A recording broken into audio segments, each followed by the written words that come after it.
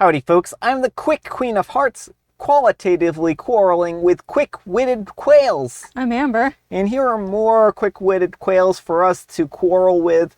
Don't ask me why or how we're doing it, because I would have just assumed that as the Queen of Hearts, we would have just said, off with their heads! And then that would have been the end of our quarrel with them. But let's get started. Oh, and folks, we have a live stream on Friday. That's coming up soon. We hope to see you then. For more information, please see the end of the video. Let's get started. Alright folks, and our first letter is titled, Am I a Jerk for Refusing to Let My Neighbor Cut Down My Tree Because It Blocks Her View? I'm a 34-year-old male and I live in a quiet suburban neighborhood. And my house has a large oak tree in the front yard. It's been there for decades, long before I moved in, and honestly, it's one of the things that I love about the property. It gives shade, it keeps the yard cool in the summer, and it just generally looks great. Recently, my new neighbor, a 40s female, moved into the house across the street. She seemed nice enough, but we don't really talk much, just the occasional wave. A couple of weeks ago, she knocked on my door and asked if I would consider cutting down my tree. I was confused and I asked her why, and she said that it blocks her view of the sunset. Now, I've lived here for years and I've never had any complaints about the tree, from neighbors or otherwise. It's perfectly healthy and it's not hanging over anyone's property. Plus, I enjoy the view with the tree and it's part of the charm of my yard. I politely told her that I wasn't interested in removing the tree, especially for something like that. She got annoyed and said that it was a reasonable request, because it ruins her evening view from her porch. I didn't want to escalate things, so I just said that I would think about it, and I ended the conversation. A few days later, she came back with pamphlets from a tree removal service and tried again, this time offering to pay for the removal. I declined again, saying that the tree is important to me and I don't want to get rid of it. She got visibly upset and said something along the lines of, "It's just a tree, why are you being so difficult?" Since then, she's been giving me the cold shoulder. And I've heard a couple of neighbors that she's been telling people that I'm being unreasonable. I honestly don't think that I am, but now I'm wondering if I'm missing something. Am I the jerk for refusing to cut down my tree because it blocks her view of the sunset? All right, folks, what do you think? Not the jerk. It is your tree, and you have every right to keep it there. She bought the house knowing that there was a tree blocking the sunset. She can't expect everyone to, bow to her whims. If it was a company that had that tree, would she go and ask them to cut it down? Probably. I mean, she seems like the type who would demand a company to go and cut down the tree. I mean, I don't think that OP is unique in their position with this person. I think that this person is just an entitled individual. Like, the audacity of being like, your tree is blocking my sunset, and then requesting them, not requesting, but demanding that they cut it down. Like, she isn't going to take no for an answer, right? Now, what I would really be careful if I were OP is if that she might call a tree removal service while they're out and try to have the tree cut down. And there are actually very specific tree law things online. Well, there's actually a whole subreddit called Tree Law that if she were to do something like that she could be potentially fined hundreds of thousands of dollars, right? Yeah, so maybe set up some cameras around the tree too, so you can make sure that if a company comes in and removes the tree, you'll have the footage, and then you can track down who removed the tree. But hopefully it won't come to that.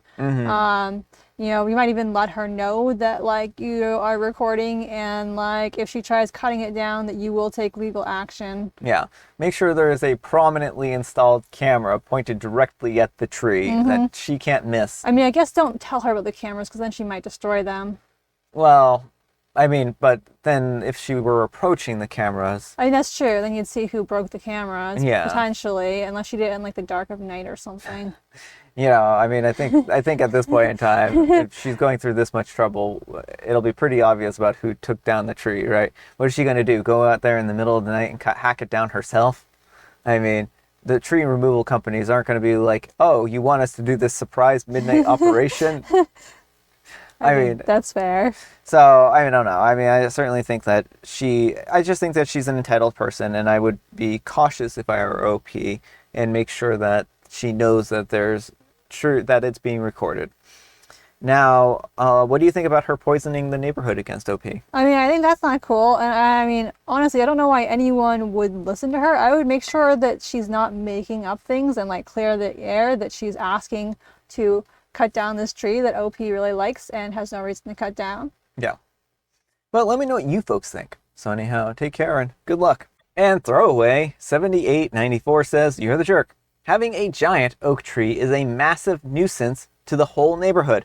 Chop that tree down now. And OP replies, I don't see how having an oak tree is a massive nuisance. That comment has been massively downvoted for some reason. I mean, we have an oak tree in our yard and I love it. They actually cut down the branch that I like to hang my Halloween cemetery ghost Aunt Budelia from, so I had to like rig up another thing going on.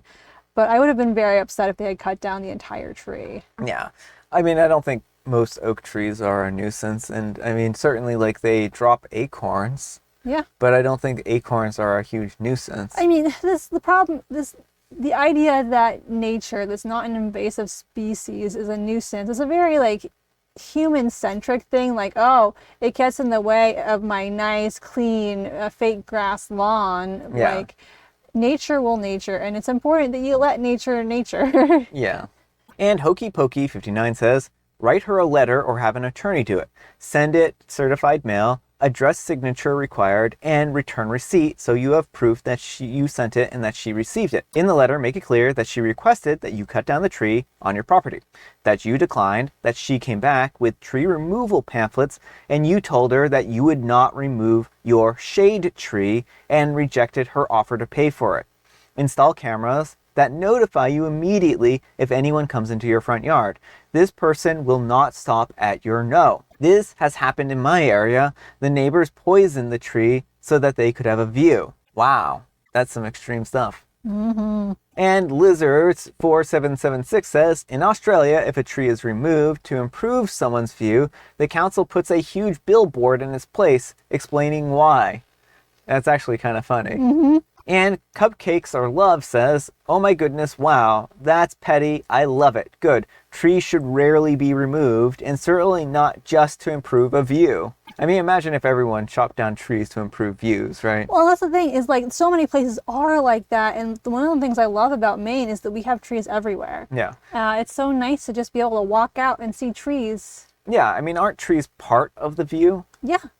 I mean, we actually have been trying to see the aurora, right? Mm-hmm. And we actually have some trees on our horizon, but I wouldn't want them cut down so that we could actually have better views of the aurora, right? Right, like just we drive somewhere where there are less trees and we have a better view of the horizon. I wouldn't want to remove our beautiful trees, especially like they're so pretty right now in the fall. Oak trees aren't the prettiest, but they do have like yellow leaves, some of them, when they fall. Yeah, we have a lot of maple trees. We do. I love maples. They're my favorites. And Netflicking the Bean says, not the jerk, and honestly, you need to figure out a way to protect your tree. If you don't have security cameras pointed at it, get one ASAP. Neighbor clearly cannot be reasoned with. Reasonable people never would have asked. I wouldn't have put it past her to hire a tree removal service on your behalf, or try to damage it somehow. Mature trees add monetary value to your home, so please take it seriously. And CRS WPG 1 says, you should send letters to all your neighbors outlining the request and make it perfectly clear that you do not plan to or consent to cutting down your tree.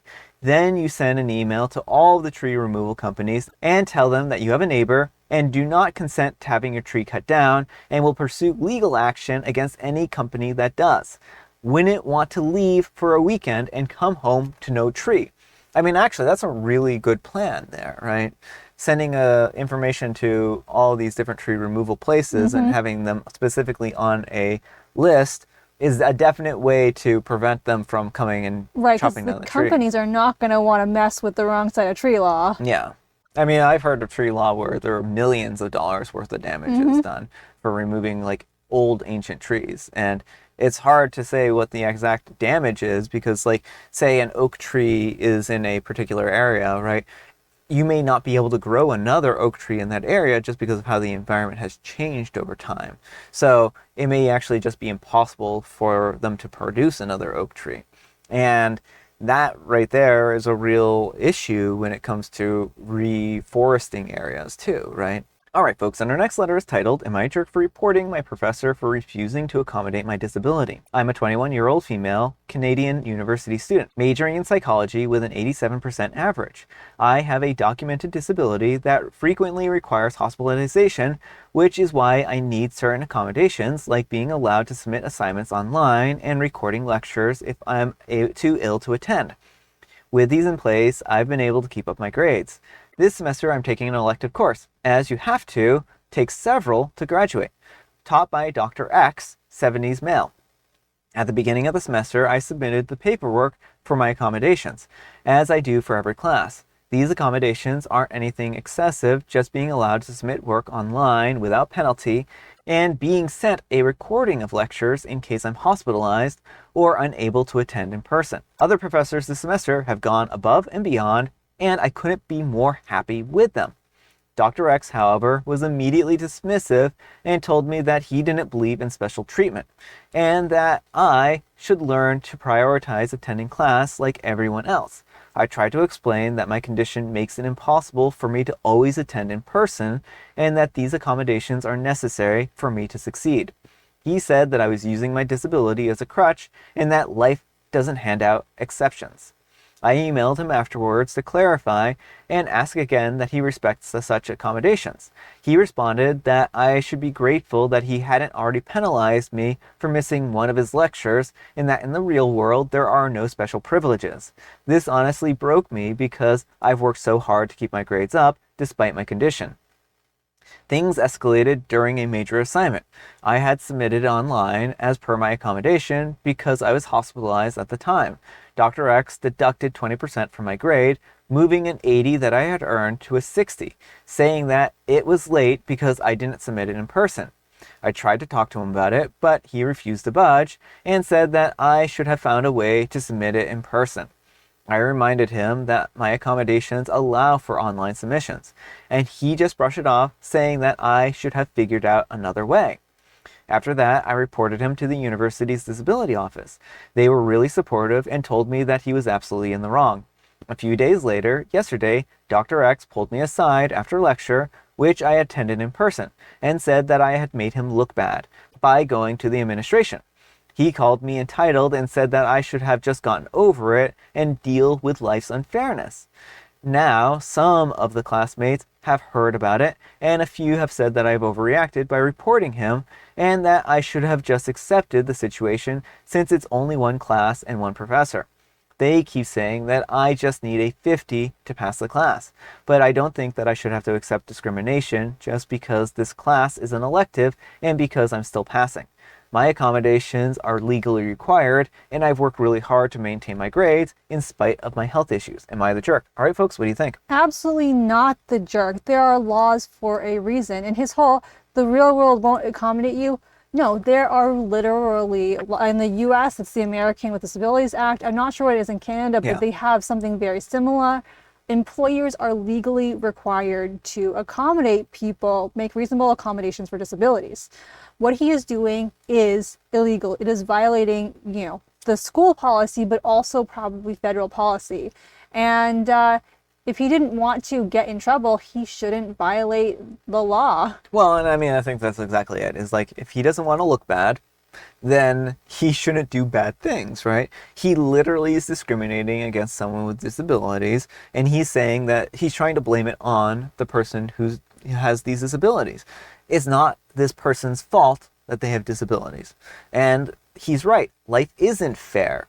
And that's why there are accommodations for people with disabilities. That's the acknowledgement that saying that somebody's situation in life isn't fair, and we're going to make sure to have things more equal and more fair for them because they have a disability. Right, exactly. Like, some people cannot do the exact same things as others because of, their abilities. And it's important that people have as much accommodations as they can, reasonably have so that they can better succeed. OP has found a way to succeed with accommodations, and that's really awesome. And that's what we need to work for. Yeah. A world that's more equal, not, oh, well, since you have to go to the hospital all the time, you don't get to participate in society. We're just going to, leave you out. This is like him saying, you have to figure out how to use steps as a wheelchair user, right? And being like, saying that too bad life's not fair. You have to just figure out how to use the steps. We're not going to install ramps for you, right? That doesn't make any sense. There's an easy enough solution. It isn't over encumbering anything. Having a ramp there to help people is perfectly acceptable and not a burden on anyone, right? And he's acting like submitting by email, which is as fast, or if not faster, than submitting in person, is such a huge deal. It's not a big deal. Just because he thinks it's a big deal doesn't mean that it is. And I would also like to point out that a lot of jobs nowadays you can do remotely and online. And for him to be like, oh, well, you need to, get used to the real world isn't even a realistic view of the real world currently. No, it's a very dated view, and it needs to change, and he needs to not do illegal things. Yeah, but let me know what you folks think. So anyhow, take care and good luck. And Super Judge 3675 says, I'm a professor and he's 100% in the wrong and you should report him. The only request that he's not required to satisfy for him is to record the lectures, but Disability Office can appoint a note taker. And OP replies, I just need virtual access. I've had the professor stream on Zoom instead. And Historical Drawing 29 says, I don't think the professor is obligated to record lectures. Submitting online or having more time is no big deal, but recording my intellectual property and giving it away seems unfair.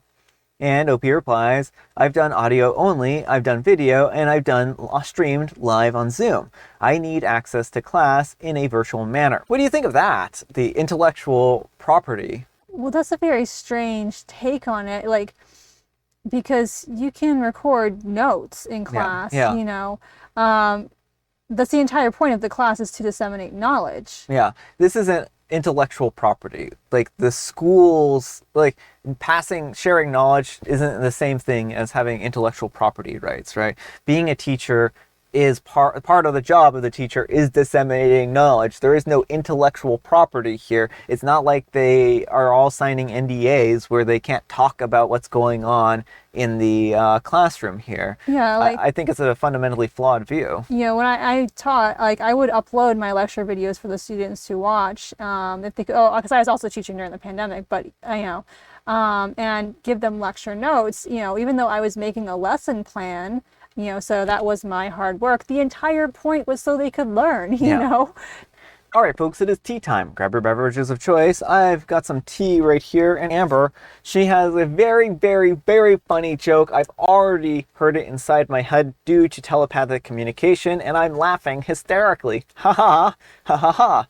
Someone asked me why I was jumping before taking a sip of my juice. I told them the carton said to shake well before drinking. I mean, that makes sense. I do that a lot. And I have licorice spice. Alright folks, that's all the time we have for today. Thank you so much for watching. Happy wonderful Wednesday, folks. I hope your Wednesday is off to a wonderful start. Amber, we need some kind of moral advice and or guidance. And please, have it as a bewitched librarian telling stories from an ancient tome. There once was a very haunted tree, and it was protected by a guardian, but then a lady cut it down so she could have a better view, and the whole neighborhood was haunted. Mwahahahaha. That's right, folks. If you cut down ancient trees, you might release spirits into the world that will haunt you. Don't do that.